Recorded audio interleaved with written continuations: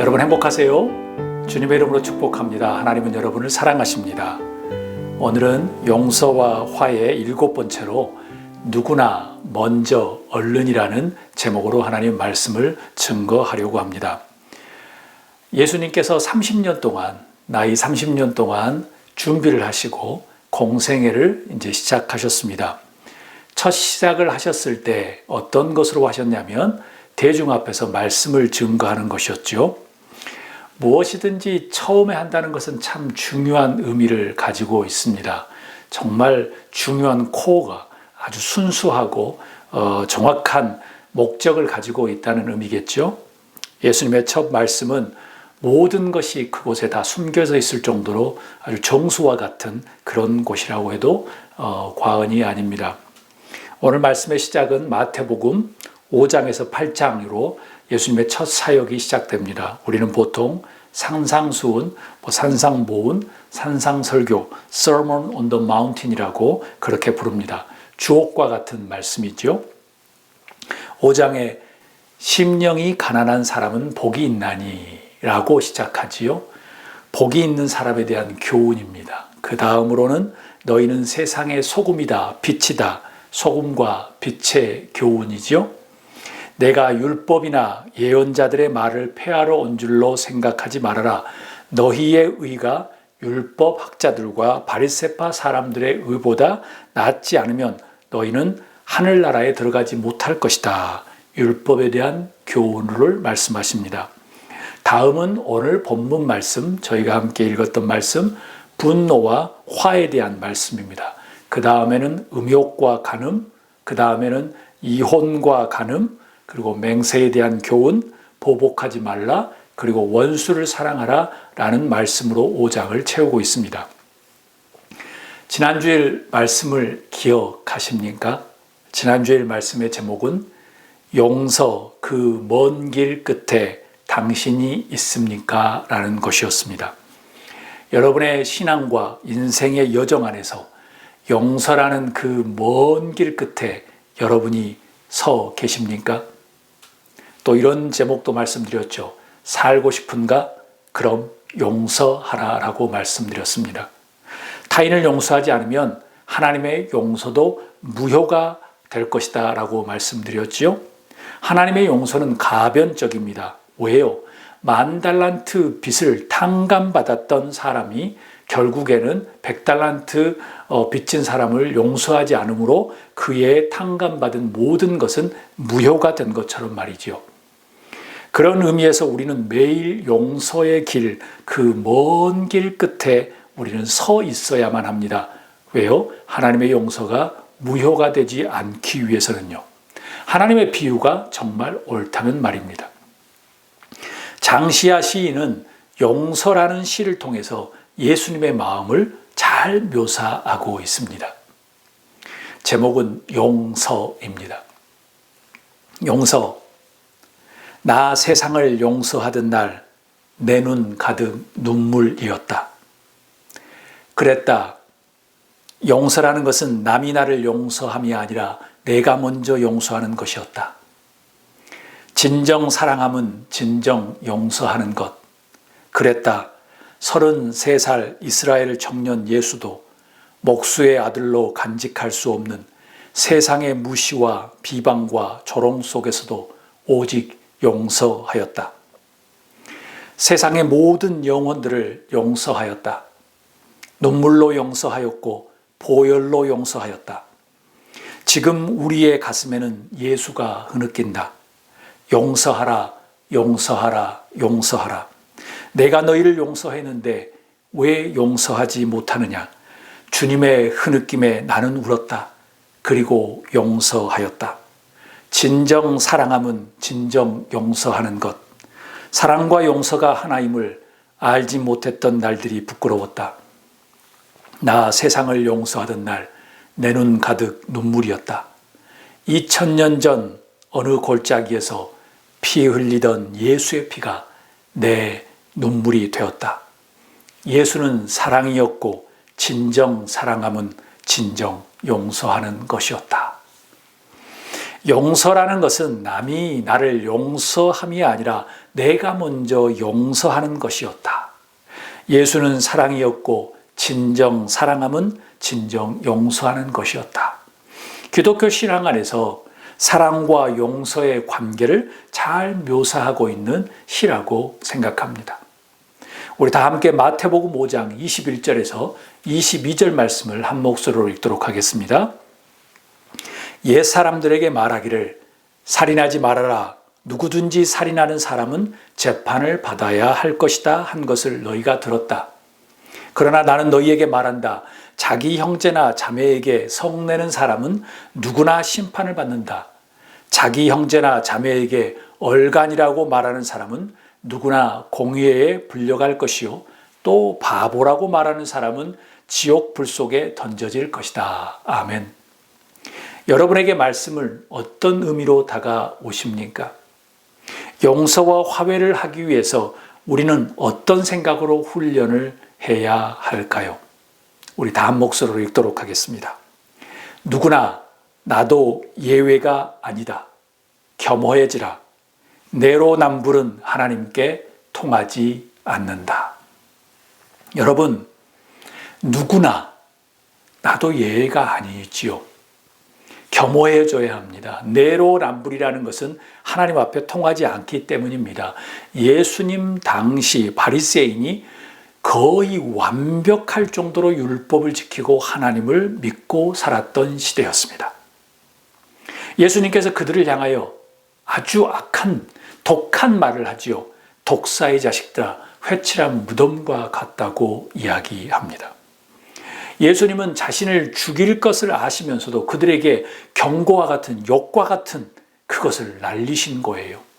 한마디로 정말 목숨을 걸고 이야기한 것과 같은 것이죠.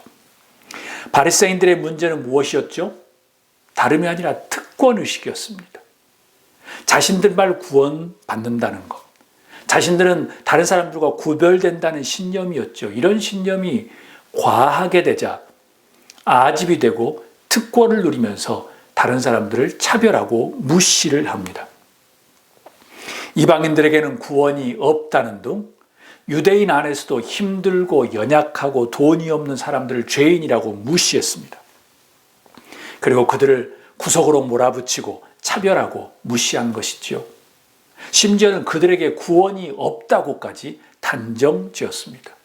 자신들만 잘난 척, 자신들만 옳은 척, 자신들만 구원받는 척 그렇게 믿고 신념 가운데 살았죠. 그런데 예수님은 그들에게 무엇이라고 이야기합니까?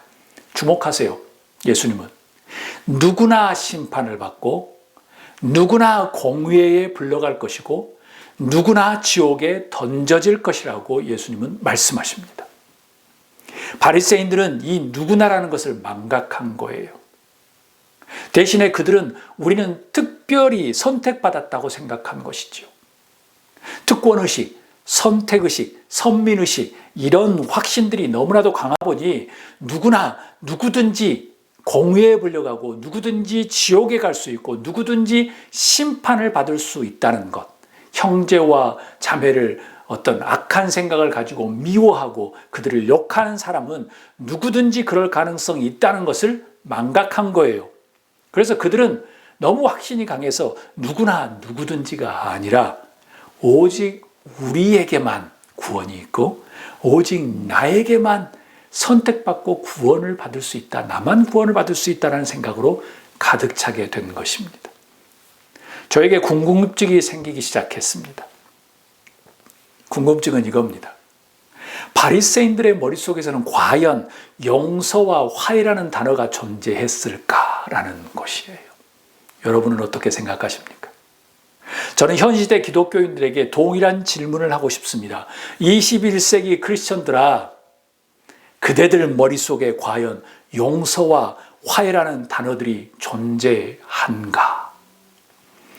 23년 지금 지구상의 많은 모습들을 보면 현재 전 세계를 돌아보아도 용서와 화해라는 단어보다는 분쟁, 차별, 싸움, 고통, 전쟁이라는 단어들이 더 많이 보이는 것, 그리고 더 많이 들려서 마음이 씁쓸합니다.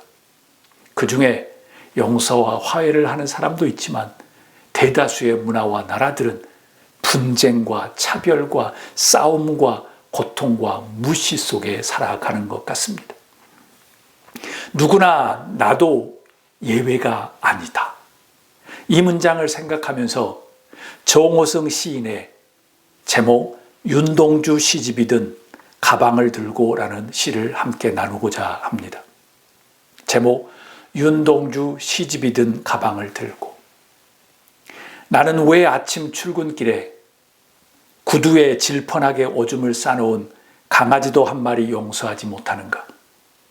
윤동주 시집이 든 가방을 들고 구두를 신는 순간 새로 갈아 신은 양말에 축축하게 강아지의 오줌이 스며들 때 나는 왜 강아지를 향해 이 개새끼라고 소리치지 않고는 견디지 못하는가?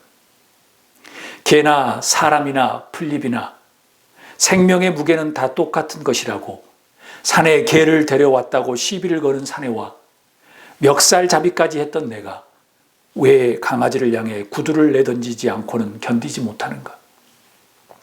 세상에서 가장 어려운 일은 사람의 마음을 얻는 일이라는데 나는 한 마리 강아지의 마음도 얻지 못하고 어떻게 사람의 마음을 얻을 수 있을까?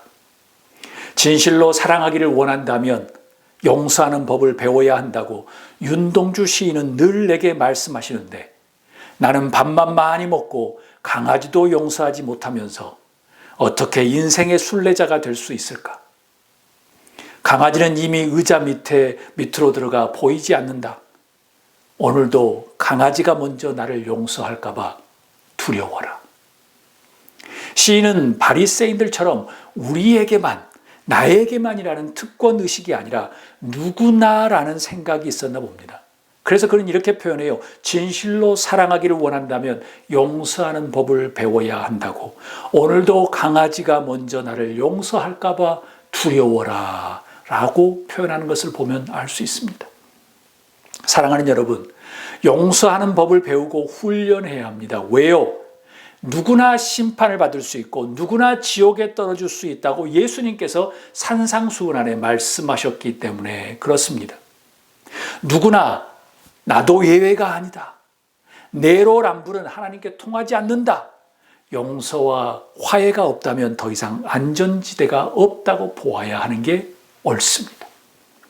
하나님 앞에 누구나 겸허한 여러분이 되실 수 있기를 주의 이름으로 축복합니다.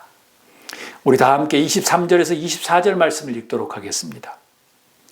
그러므로 네가 제단에 제물을 드리려고 하다가 네 형제나 자매가 내게 어떤 원한을 품고 있다는 생각이 나거든 너는 그 제물을 제단 앞에 놓아두고 먼저 가서 네 형제나 자매와 화해하여라. 그런 다음에 돌아와서 제물을 드려라. 아멘. 용서와 화해를 하기 위해서 우리는 어떤 방식으로 훈련을 해야 할까요? 두 번째는 이것입니다. 다 한 목소리로 읽도록 하겠습니다. 먼저 용서하고 화해하라. 기다리지 마라. 먼저가 아니면 예배도 무의미하다. 먼저 용서하고 화해하라고 말합니다. 기다리지 말라는 거예요. 먼저 하지 않으면 예배나 신앙도 무의미하다는 겁니다. 성서에서는 사랑과 용서라는 단어를 이야기할 때 나중에라는 표현이 없습니다. 혹시 기다렸다가 나중에 하라는 표현을 들어보셨나요? 오죽했으면 원수를 사랑하라고 말하잖아요. 오른밤을 때리면 왼밤도 내어주라고 이야기하잖아요. 왼밤 내어주기 전에 먼저 법적으로 따져보거나 너희의 도덕으로 따져보거나 너희의 무슨 경험을 따져보거나 기분과 감정에 따져보고 나중에 하라는 구절이 없습니다. 거의 모든 백성들이 하나님을 믿었던 이스라엘 사람들에게 말하는 거예요. 네가 내 제단에 제물을 드리려고 하다가 내 형제와 자매가 네가 어떤 원한이 있다는 생각이 나거든. 너는 그 제물을 제단 앞에 놓고 먼저 가서 내 형제와 자매와 화해하여라. 그런 다음에 돌아와서 제물을 드려라. 요즘 피터슨 목사님이 쓰셨던 메시지 성경에는 이렇게 이야기해요. 즉시 나가서 즉시 나가서 내 그 친구와 가서 화해하여라. 반드시 그렇게 하고 난 뒤에 돌아와 하나님과의 일을 마무리하여라 라고 번역합니다. 즉시, 반드시 라고 말하는 부분을 주목하십시오. 먼저, 즉시, 반드시 해야 한다고 예수님은 지금 강조하고 있습니다. 참으로 흥미로운 것은 예수님의 비유에서 자신이 잘못했든 아니면 잘했든 그 인과를 따지지 말라고 이야기합니다. 타인이 나에 대해서 어떤 원한을 품고 있다는 것을 알게 되거든 그 다음에 무엇이라고 이야기하죠? 무조건 먼저, 즉시, 반드시 내려놓고 가서 먼저, 즉시, 반드시 가서 화해하고 오라고 말합니다. 반대로 먼저, 즉시, 반드시 화해하지 않으면 어떻게 될까요? 너무나도 간단합니다. 심플합니다. 우리의 예배와 신앙은 무의미하게 되겠죠. 그런 이유로 이스라엘을 향하여 이야기한 것입니다. 너희는 마당만 밟는 것이다 라고 말하는 것이죠. 사랑하는 여러분, 정호승 시인의 시 마지막을 기억하시나요? 오늘도 강아지가 먼저 나를 용서할까 봐 두려워라. 내 몸과 같이 하나님을 사랑하고 내 이웃을 내 몸과 같이 사랑해야 하는 우리 크리스천들에게 무엇이 필요할까요? 바로 이 시의 부분처럼 오늘도 강아지가 먼저 나를 용서할까 봐 두려워라. 이런 마음을 가져야 되지 않을까요? 예수님은 먼저, 즉시, 반드시 화해하라고 하셨잖아요. 타인이 먼저 와서 나를 즉시 용서하고 화해할까 봐 내가 두려워라 라고 고백할 수 있는 그런 여러분이 되었으면, 제가 되었으면 좋겠습니다. 눈에 흙이 들어와도, 칼이 목에 들어와도 내가 절대로 안 한다. 이런 마음으로 지난 과거를 살았다고 하면, 수십 년을 살아갔다고 하면 이제 돌아서야 합니다. 왜요? 그런 상황에서 여러분의 헌신과 예배와 기도, 헌금 모든 것은 무의미하기 때문에 그렇습니다. 고린도전서 13장의 표현으로 말하면 울리는 꽹과리라는 것입니다. 아무것도 아니라는 거예요. nothing이라는 겁니다. useless라는 거예요. 다 함께 25절에서 26절 말씀을 읽도록 하겠습니다. 너를 고소하는 사람과 함께 법정으로 갈 때에는 도중에 얼른 그와 화해하도록 하여라. 그렇지 않으면 고소하는 사람이 너를 재판관에게 넘겨주고 재판관은 형무소 관리에게 넘겨주어서 그가 너를 감옥에 집어넣을 것이다. 내가 진정으로 너희에게 말한다. 너희가 마지막 한 푼까지 다 갚기 전에는 거기에서 나오지 못할 것이다. 아멘. 이 말씀이 꼭 10,000달란트 빚진 자가 탕감을 받았는데 100달란트 빚진 자를 용서하지 않아서 감옥에 들어가 가지고 모든 빚을 다 갚으라고 했던 부분하고 너무나도 동일합니다. 어떤 단어들이 마음에 들어오시나요? 용서와 화해를 하기 위해서 우리는 어떻게 훈련해야 할까요? 우리 한 목소리로 읽도록 하겠습니다. 얼른 회개하는 습관을 가지라. 우리는 완벽한 존재가 아니기 때문이다. 한민복 시인은 아주 짧은 시를 지었는데요. 제목은 죄입니다. 한 줄 시입니다. 죄. 불완전한 인간을 만든 신의 애프터 서비스는 용서다. 이것이 시 전부입니다. 불완전한 인간을 만든 신의 애프터 서비스는 용서다. 얼른 화해하는 습관을 가지라. 왜라고 했지요? 우리는 완벽한 존재가 아니기 때문에 그렇습니다.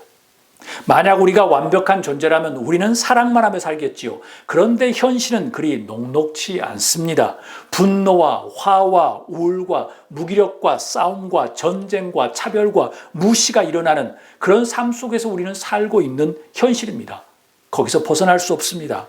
사랑하면 되지라고 하기에는 과거 속이나 지금 현재 속이나 미래 속에서 우리의 인간은 너무나도 불완전한 존재였고 지금도 불완전한 존재이고 앞으로 불완전한 존재일 것입니다. 그런 인간에게 하나님은 애프터 서비스를 주셨는데 무엇이라고요? 용서를 주셨다는 그 시의 표현이 너무나도 고마울 따름입니다. 기회가 있으니까요. 예수님은 어떻게 말씀하시나요? 너를 고소하는 사람들과 함께 법정으로 갈 때에 도중에 얼른 그와 화해하도록 하라라고 하십니다. 그럼 용서라는 가능성이 불완전한 우리를 하나님의 장성한 분량으로 가도록 돕겠지요. 하나님의 용서로, 내 자신을 용서함으로, 타인을 용서함으로 우리의 구원이 완성되겠지요. 여러분에게 용서라는 하나님의 애프터 서비스는 잘 작동하고 있으십니까? 이혜인 수녀님의 시 용서의 꽃이라는 그 시를 함께 나누고 싶습니다. 제목 용서의 꽃. 당신을 용서한다고 말하면서 사실은 용서하지 않는 나 자신을 용서하기 힘든 날이 있습니다. 무엇라고 변명조차 할 수 없는 나의 부끄러움을 대신해 오늘은 당신께 고운 꽃을 보내고 싶습니다. 그토록 모진 말로 나를 아프게 한 당신을 미워하는 동안 내 마음의 잿빛 하늘엔 평화의 구름 한 점 뜨지 않아 몹시 괴로웠습니다. 이젠 당신보다 내 자신을 위해서라도 당신을 용서하지 않을 수 없습니다. 나는 참 이기적이지요. 나를 바로 보게 도와준 당신에게 고맙다는 말을 아직은 용기가 없어 이렇게 꽃다발로 대신하는 내 마음을 받아주십시오. 용서라는 화해의 꽃다발을 얼른 보낼 수 있는 아름다운 크리스천 여러분과 제가 될 수 있기를 소망합니다. 사랑하는 여러분, 용서와 화해는 얼른 하는 것이에요. 왜요? 내가 완벽한 존재가 아닌 불완전한 인간이기 때문에 그렇습니다. 만약 우리가 하나님 앞에서 불완전한 존재라는 것을 우리가 명심한다면 우리의 모습은 아주 겸허해질 겁니다. 우리는 아주 순하고 착해질 겁니다. 회개의 마음으로 얼른 먼저 화해의 손을 내밀 것입니다. 김재진 시인의 벼랑에 대해서 라는 시를 함께 들려드리고 말씀을 마치려고 합니다. 벼랑에 대하여 한 줄의 편지 쓰고 싶은 날 있듯 누군가 용서하고 싶은 날 있다. 견딜 수 없던 마음 갑자기 풀어지고 이해할 수 없던 사람이 문득 이해되어질 때 있다. 저마다의 상황과 저마다의 변명 속을 견디어 가야 하는 사람들, 땡볕을 걸어가는 맨발의 구도자처럼 돌이켜보면 삶 또한 구도가 아니라 할 수 없다. 세파에 부대껴 마음 젖지 않는 날 드물고 더 이상 물러설 데 없는 벼랑에 서 보면 용서할 수 없던 사람들이 문득 용서하고 싶어질 때가 있다. 지난주에 인용했던 가수 임재범님의 아버지의 사진 그 마지막 가사를 기억하십니까? 이별은 미움을 덮죠. 여러분, 우리가 하나님 앞에 서 있다고 생각하면, 우리가 지금 벼랑 끝에서 주님을 대변하고 있다고 하면 용서할 수 없던 사람들이 문득 용서하고 싶어질 때가 지금이지 않나라는 생각을 해봅니다. 왜요? 이별은 미움을 덮을 수밖에 없습니다. 언제 이별할지 우리는 장담할 수 없는 인생을 살아가니까요. 갑자기 지진 하나로 수만 명의 목숨을 잃은 것처럼 누구도 미래를 개런티할 수 없습니다. 나중에 이별은 미움을 덮죠 라는 그 후회하는 것보다는, 그런 후회의 고백보다는 누구나 먼저 얼른이라는 생각을 가지고 먼저 용서와 화해를 위한 훈련을 하면 어떨까요? 용서, 그 먼 길 끝에 여러분은 서 있으십니까?